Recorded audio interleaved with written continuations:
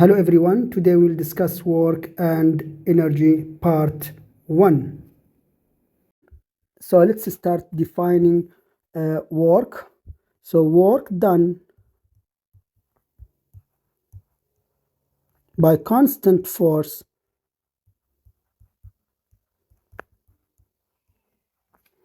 is defined as work equal to F dot delta R, or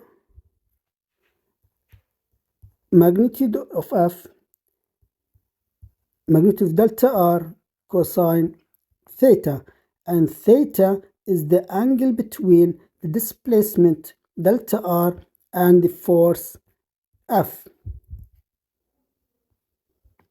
Based on this definition right here, this one here, work is scalar quantity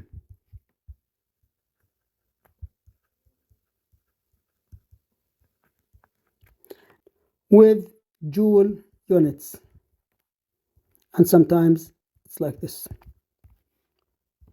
Since the work is scalar quantity, then the total work is just adding work together. So the total work here is the work done by all forces on the system. So it's work 1 plus work 2 plus work n, or F net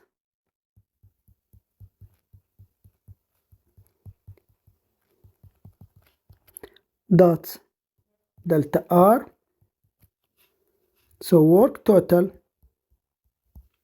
equal sum of all forces dot delta R.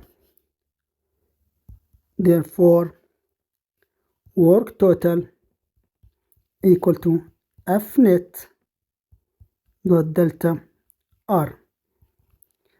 In other words, if you want to define the work total or the total work on the whole system, you can just find the net force and dot product with the displacement. In this model, we have a block placed on flat, frictionless surface like this one here. As we can see here, we have here the normal force, this one here, the normal force, and the weight of the object is downward like this one here.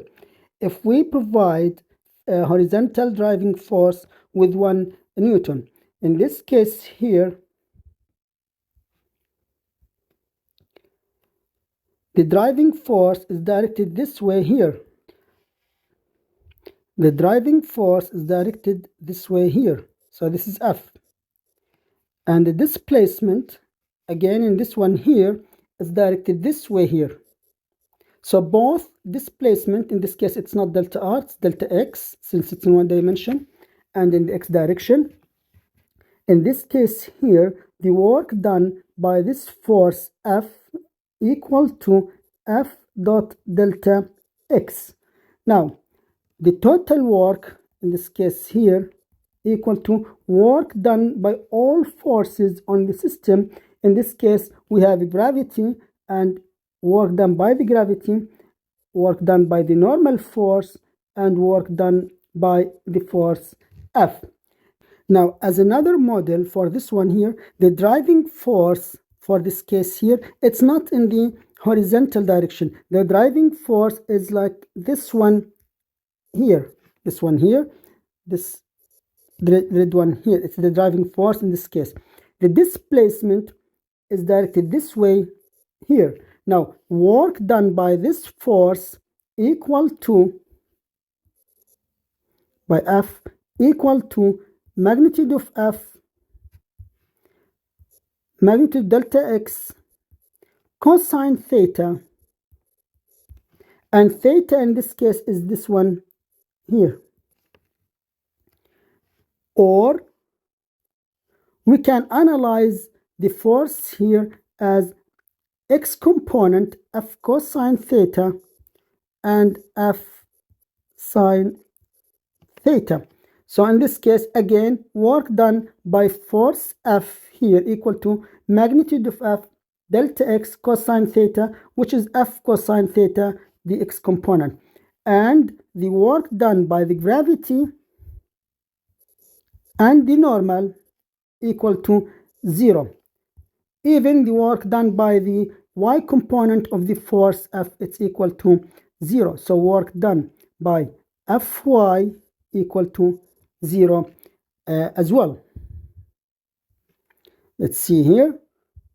So the only force acting here is the X component of the force, not all the force, just the X component of that force. Now let's have an example.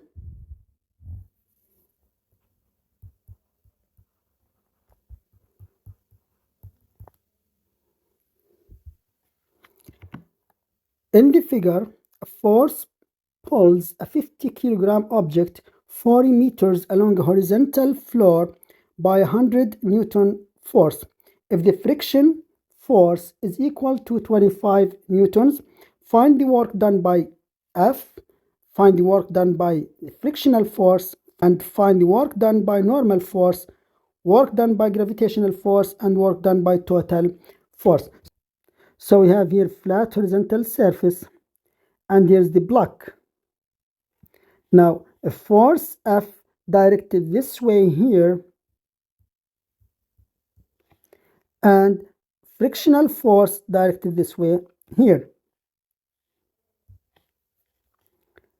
Again, this is the displacement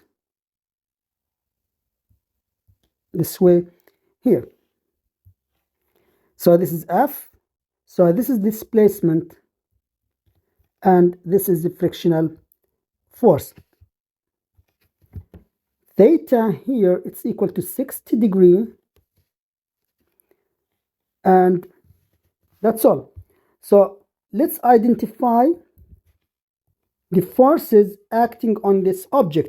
So we have here F, frictional force, and we have weight directed this way here, it's mg, and we have here the normal force. Now to find the work done by force F, so work by just F equal to F delta X cosine theta, and remember theta is the angle between F and delta X, or we can say that 100 Newton multiplied by the displacement 40 meters cosine 60, which equal to, in this case, 2000 joule. Now work done by the frictional force, it's equal to same rule, F delta X cosine phi, and this case phi is the angle between Fk and delta X. So by looking at this graph here, delta X is directed this way and Fk is directed this way. So the angle between Fk and delta X, it's 180. Cosine 180, it's equal to minus 1. In this case, the answer is 25 times 40 cosine 180, which equal to, in this case, minus 1000 joule. Work done by the normal force equal to, in this case, it's just very simple here, the angle between delta X here and the normal force equal to 90 degrees. So cosine 90 equal to 0. Same rule here, and the answer will be 0. And work done by the gravitational force, again, same explanation here, it's equal to 0 as well. Now to find the total work is the work done by force F plus the work done by frictional force in this case, which equal to 2000 plus minus 1000. This one here, the work done by the force F, and this one here is the work done by frictional force, and the answer is 1000 joule. Based on this example, we notice three things. Work could be positive, work could be negative, and work could be zero. Positive work, it means work done on the system. It means work done on the system. In this case, the work done by the external force to drag the object on horizontal surface. Now, negative work means the work done by the system, which in this case is the work done by the frictional force. Zero, it means the angle between the force and displacement equal to 90 degrees, or there's no force or no displacement. Now let's discuss work done by varying force. Work done by varying force. If the force acting on an object is dependent on the position of the object. Now let's draw a varying force with respect to position. Now, to deal with this situation here, we chop this curve into small slices, like this one here. The width for each slice is dx here. Now, the area for this slice here equal to f dot dx. So the work done, it's this case dw for this small slice here equal to f dot dx. Now we need to sweep all the area here. In this case, work equal to integration f dot dx from x1 here to x2, if the curve here x1 and here x2. And by the way, this is the definition of integration. So the work done by varying force is the integration from x1 to x2 f dot dx. Or in other words, it's actually the area beneath this curve. So this is the area here.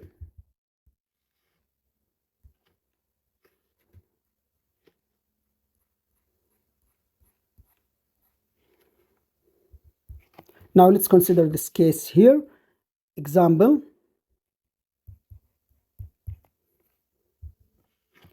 Now in this example, calculate the work done by the force as the object moves from x equal to 0 to x equal to 4. So we need to calculate the work done from 0 to 4. As we can see here, we can divide this curve into two known areas. The first one, this one here, is the triangle, and the second one is the rectangle. Now, the total work is actually equal to the work done, or the area beneath this curve here, plus the area beneath this curve here. Now, this one here is triangle, so the work done in this case here equal to the area of triangle half base. In this case, base is equal to 2 minus 0, it's 2,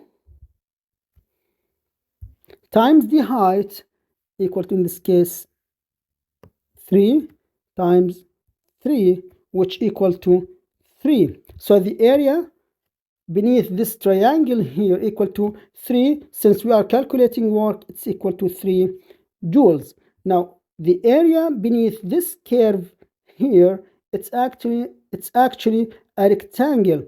In this case, the area of the rectangle is the width times the length. In this case, let's name it work 1. So work 2 equal to the width, in this case it's 4, minus 2, it's equal to 2, times the height, in this case it's equal to 3, in total 6 joules. So the total work, that's what we're looking for, equal to, you add 3, this one here, 3 joules, plus 6 joules, 3 plus 6, which equal to 9 joules. One of the important forces we will discuss here is the spring force. So let's have here spring force. Spring force is defined as minus kx, in such a way k is the spring constant and x is the displacement. Now k is spring constant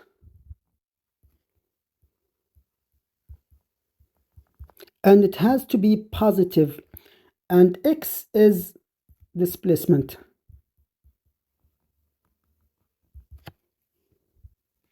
As we can see here, this force, this one here, is position dependent,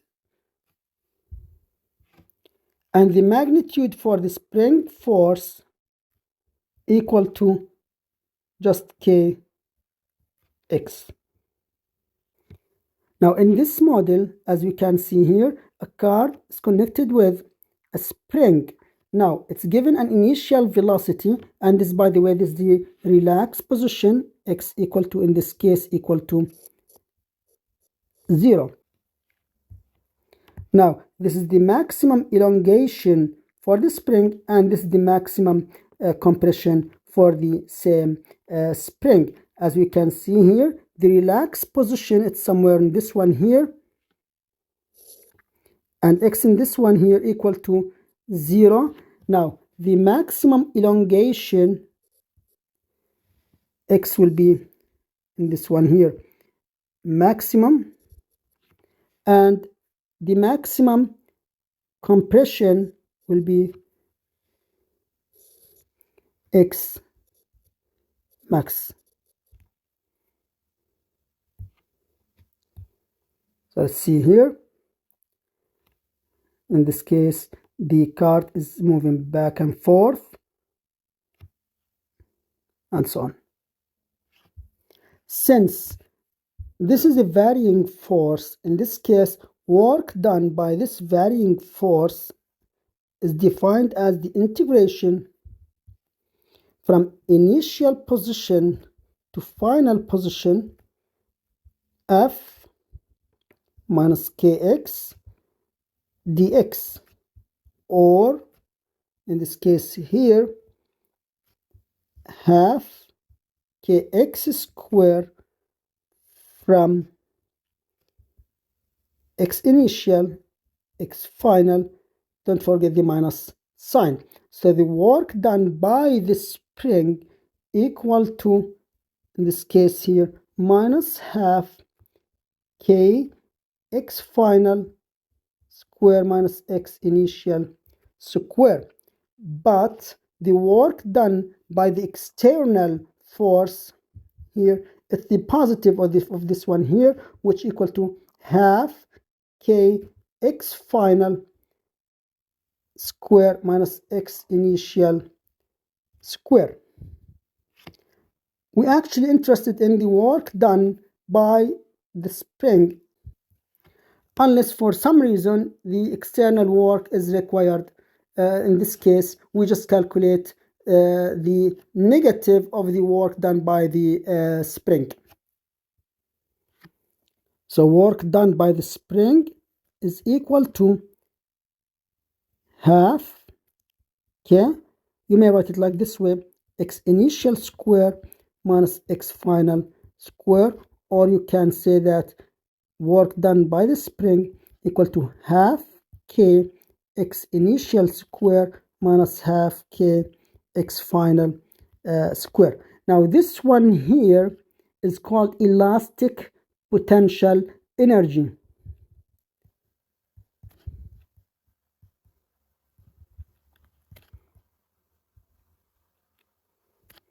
The final elastic potential energy. Let's take this example here.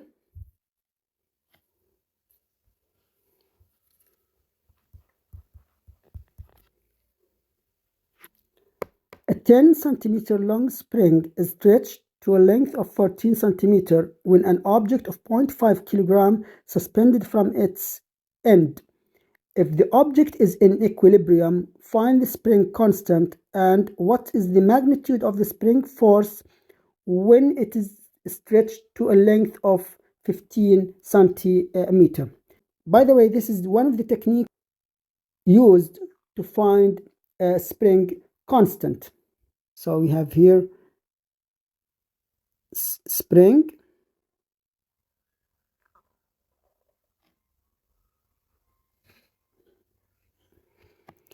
so this is the relax position, and here's the mass m. Now in this situation here we have the weight of the object, which is directed this way here. Now let's change the color here to make it more clear. So we have here the weight of the object, and we have here the force constant. Now in this case here, sum of all forces equal to, remember Newton's second law, it's either 0 or ma. Since the question mentioned that it's in equilibrium, so there is no acceleration whatsoever. So in this case here, sum of all forces equal to 0. Forces we have here, we have mg, we have kx.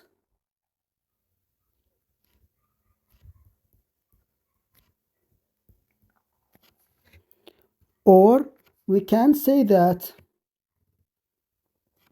kx in this case equal to mg, or the spring constant k equal to mg divided by the x. X here is the displacement from the relaxed position, so this is the new x here. Now x final, this one here. Now x final here, it's stretched from 10 to 14, which means k here, it means the object mass, it's 0.5 times almost 10 divided by 14 minus 10. 14 is the final position and 10 is the initial position of the spring, and in this case k here equal to 122.5 newtons per meter. Now if the spring is stretched to 15 centimeters, in this case x here, the displacement equal to 15 minus 10, or equal to 5 centimeter. In this case here, the magnitude for the spring constant equal to kx, or in this case equal to 122.5, and remember we have to convert the centimeter into meters, multiplied by 0.05, which equal to 6.125 Newton. Example: if the spring constant K equal to 2000 Newton per meter, how much work is done by the spring as the object moves from 0 to 3 centimeter? In this case here, we have here a spring, an object here, and the spring is stretched from 0 to 3 centimeter. So this x final here, and this x initial equal to 0.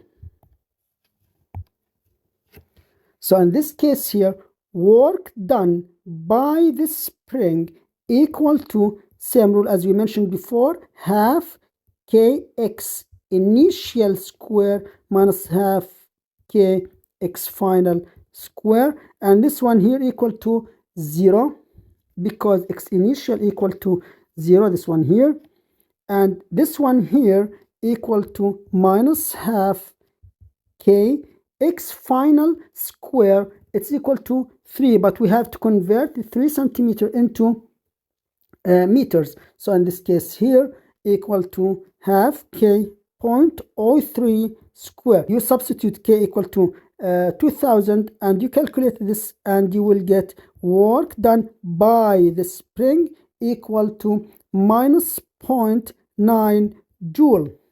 Now if we look for work done on the spring, it has to be work external here equal to 0.9 joule, or work done on the spring.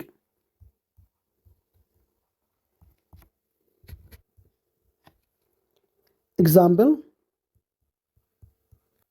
how does the work required to stretch a spring 2 centimeter compare with the work required to stretch the same spring 1 centimeter? As we can see here, the relation between the work and the displacement is this. In this case here, if the spring stretched 2 centimeter, it means the work done by the spring is proportional with 4. Now, if the spring stretch 1 centimeter, is the work done by the same spring is proportional to 1 square, which equal to 1. In this case, the relation will be 4 times the work. So the work done by the spring, if we stretch it 1 centimeter, is the proportion to 1, while the work done by the spring, if we stretch it 2 centimeter, is the proportional with 4. So the answer is 4 times the work. Now let's identify potential energy.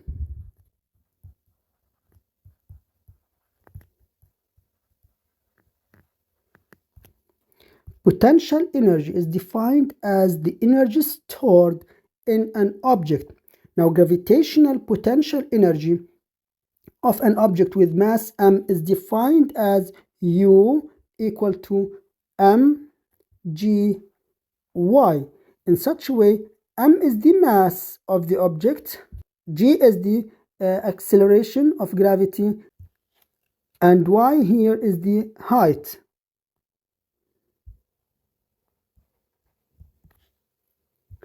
Now the work done by the gravitational force equal to minus delta U. In such a way, U here is the potential energy, or you can say work done by the gravity, it's equal to minus U final minus U initial.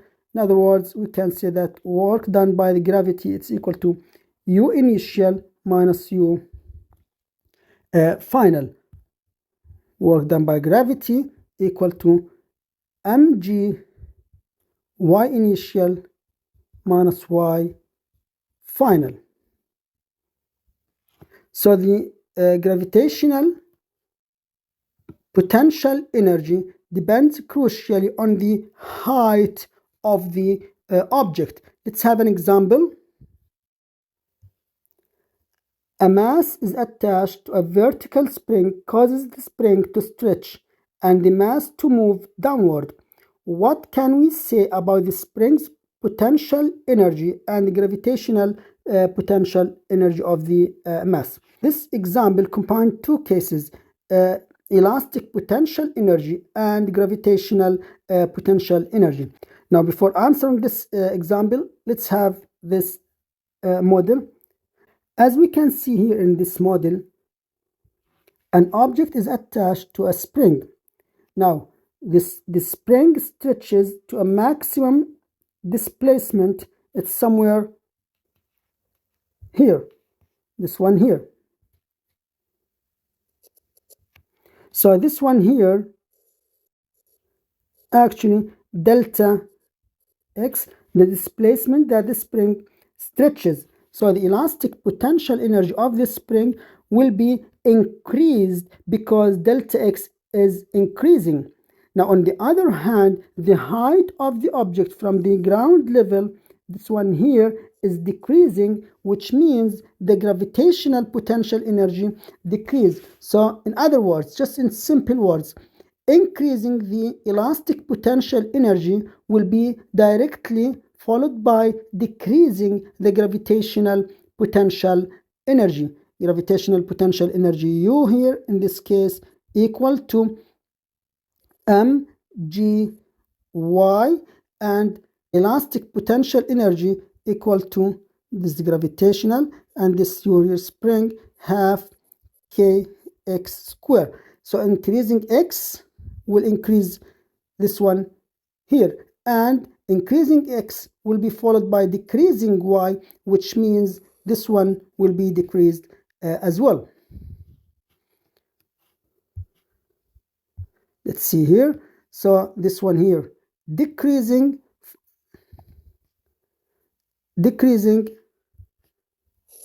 and this one here increasing, and vice versa.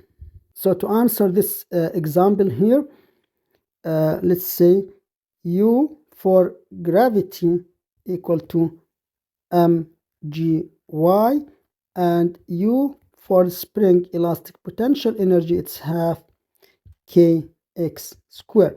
Increasing this will increase the elastic potential energy. Increasing this will be directly followed by decreasing y, which means this will be decreased as well. Now, or increasing this will increase the gravitational potential energy, and increasing this will be decreasing the displacement in this case here, which means the elastic potential energy will decrease. Or in other words, gravitational potential energy is oppositely correlated with the elastic potential energy. Ug here is proportional with 1 over us. Example, is it possible for gravitational potential energy of an object to be negative? The simple answer for this one is yes, because it depends on the reference point. For instance, we have an object here on a table, this one here, and the ground. So the potential energy of this object here with respect to the ground is positive, but the potential energy of this object here with respect to the ceiling of the room is negative, because here the reference point in this case here, and this one here, it's in the negative direction. So the simple answer is yes. Example,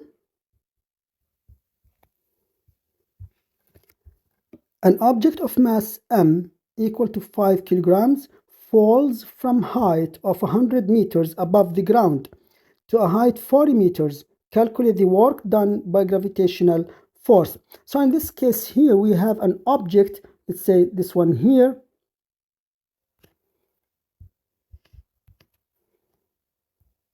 this object here is fall down from a height 100 meters.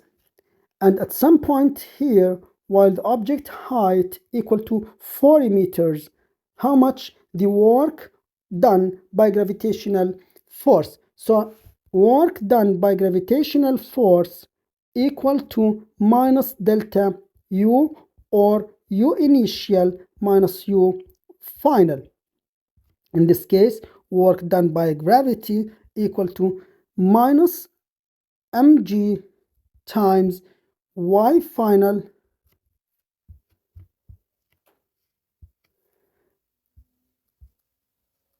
minus y initial.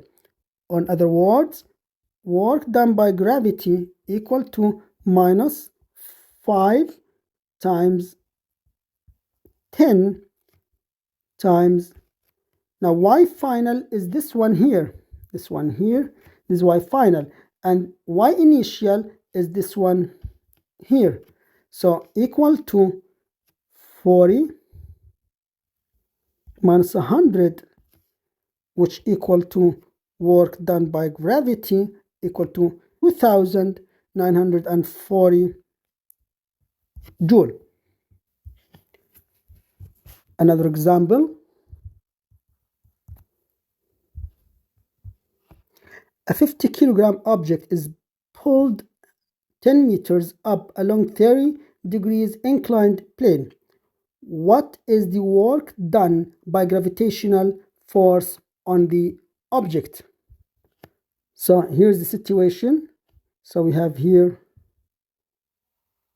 inclined surface like this one here, and here's the object, this one here. We pull this one like this one here, this one here. Now this is the length of the path, it's 10 meters, this one here, and this is y initial and this is y final. Now this is theta equal to 30 degrees. Now to find the work done by gravitational force, remember the equation equal to minus delta U, which means U final minus U initial with minus sign. This equation here, it means we're only interested in the initial and final position of the situation here. We are not interested in the path itself. We are really interested in the initial position here and final position, which is this one here. Assuming that the Earth is this, here's the Earth. This means y initial equal to 0 and y final, we can find y final from this right angle triangle equal to sine theta over 10, or in other words equal to y final equal to 5 meters. Now to calculate the work done by gravitational force, the work done by gravitational force equal to minus mg y initial, y final minus y initial minus 50 times 10 times y final. We just calculated this one here, it's equal to 5 meters. You substitute numbers, it's equal to minus 2450 joules. Now let's have an example. Two paths lead to the top of a big hill. One is steep and direct, and the other one is twice as long but less steep. How much more potential energy would you gain if you take the longer path? Now to answer this one here, let's just have a quick sketch here. We have here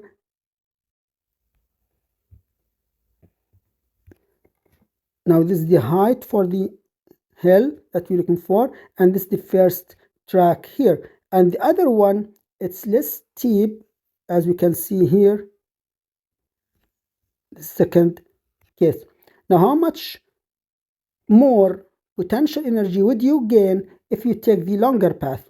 In this case here, again, we are interested in the initial position and the final position. We are not interested in the path itself. So in this case, the potential energy you gained from if you take path 2 is the same as the potential energy you gain if you take path 1. So to answer this question, the answer is the same. No difference whatsoever. Now let's identify conservative and non-conservative forces. Let's start with conservative forces. Now, as we mentioned in the previous example, this one here, the work done doesn't depend on the path. So this is the definition of conservative forces. If the work done by force on a particle depends only on the initial, this is why initial here, and the final positions, in this case, this is called conservative force. Or another definition, if you start from y initial, go to y final and back to y initial, and the work in this case equal to 0, the force in this case as conservative force. Example for conservative forces: gravitational force is conservative, spring force is conservative force. On the other hand, a non-conservative force, if the work depends on the path itself, in this case the force is called non-conservative force. Now if you have position A and position B, in this case if we take this path here and calculate the work, and take another path like this one here and you calculate the work, you find out that the work done if you take this path here is the same as the work done if you take this path here. Then force, in this case, conservative force. But if the work you calculated from path, let's name it 1, is different than the work done taken in if you take path 2, in this case you call this non-conservative force. Example for non-conservative force: friction, air resistance, etc. Now, if the force is a varying conservative force, then the relationship between the force and its potential energy can be written as this. So F in this case equal to minus the first derivative of the potential energy with respect to x. Example: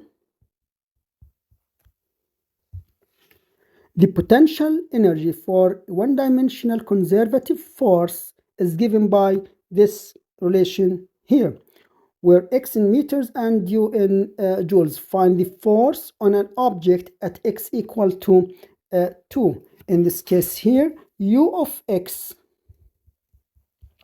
equal to x squared plus 1.